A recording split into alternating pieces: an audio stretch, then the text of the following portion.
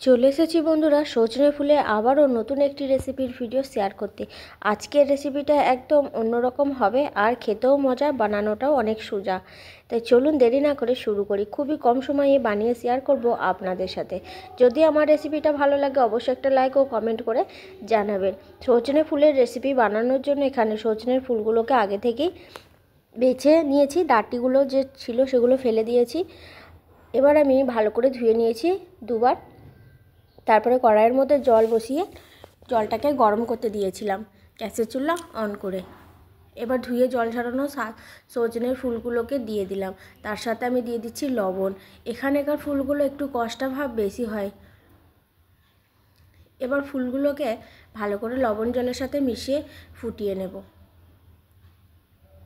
আমার শেয়ার করা নতুন নতুন রেসিপির ভিডিও দেখতে চাইলে অবশ্যই নতুন বন্ধুরা আমার এই ছোট্ট চ্যানেলটিকে সাবস্ক্রাইব করে পাশে থাকবেন। সাথে সাথে বেল বটনটা ক্লিক করে অল নোটিফিকেশানটা অন করে রাখবেন, যাতে আমার শেয়ার করা সমস্ত রেসিপির ভিডিও সবার আগে পৌঁছে যায় আপনাদের ফোনে।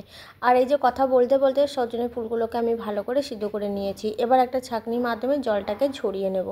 আবারও কড়াইটাকে পরিষ্কার করে নিয়ে চলে এসেছি। গ্যাসের চুলাতে বসিয়ে দিয়েছি। তারপরে আমি 1 চামচ মতো সর্ষের তেল দিয়ে দিলাম। গরম গরম ভাতের সাথে সজনে ফুলের এই রেসিপিটা খেতে দারুণ লাগে। ছোট বড় সবাই ভীষণ পছন্দ করবে। আর এই সময় এই সিজনে কিন্তু খাওয়াটা খুবই উপকারী হয় সজনে ফুলের যে কোনো রেসিপি। এবার আমি ওই তেলের মধ্যে ফোড়ন দিলাম, কালো জিরে ফোড়ন দিয়ে ফোড়নটা একটু ভেজে নিলাম। এবার দিয়ে দিচ্ছি পেঁয়াজ কুচি, একটা বড় সাইজের পেঁয়াজ কুচি আর 2টো কাঁচা লঙ্কা নিয়েছি, চিড়ে দিয়েছি।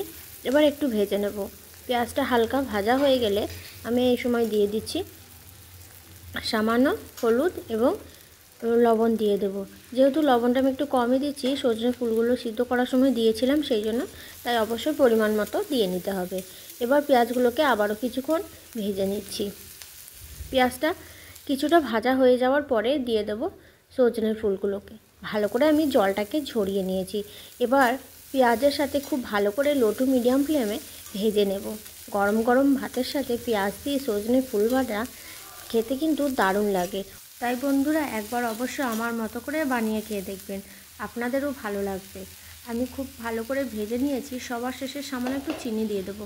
হালকা মিষ্টি ভাব হলে খেতে কিন্তু ভালো লাগে, তাহলে এই কষ্টা ভাবটা আর লাগে না। চিনি দিয়ে আবারও কিছুক্ষণ ভেজে নিচ্ছি। এইভাবে ভাজতে ভাজতে ফুলটা কিন্তু অনেকটা কমে যাবে এবং ভাজা ভাজা হয়ে যাবে। তখন আমি গ্যাসের ফ্লেমটাকে বন্ধ করে অন্য একটা প্লেটে তুলে নেব। এই যে বন্ধুরা, আপনাদের সাথে কথা বলতে বলতে আমি সজনে ফুলটা খুব ভালো করে ভেজে নিয়েছি। এবার প্লেটে তুলে নিচ্ছি। এর আগেও আমি সজনে ফুলের আরও 2টো নতুন রেসিপি শেয়ার করেছি। যদি না দেখে থাকেন অবশ্যই দেখে নেবেন, ওই রেসিপিগুলো আপনাদের ভালো লাগবে। আর দুপুরে গরম গরম ভাতের সাথে দারুণ লাগে সজনে ফুলের এই রেসিপিটা। তাই আজকের মতন রেসিপিটা আমি এখানেই শেষ করব। দেখা হবে নতুন আবার কোনো রেসিপির ভিডিওতে। ততক্ষণ সবাই সুস্থ থাকুন, ভালো থাকুন। আর শেষ পর্যন্ত রেসিপিটা আমার সঙ্গে থেকে দেখার জন্য অসংখ্য ধন্যবাদ। Thanks for watching.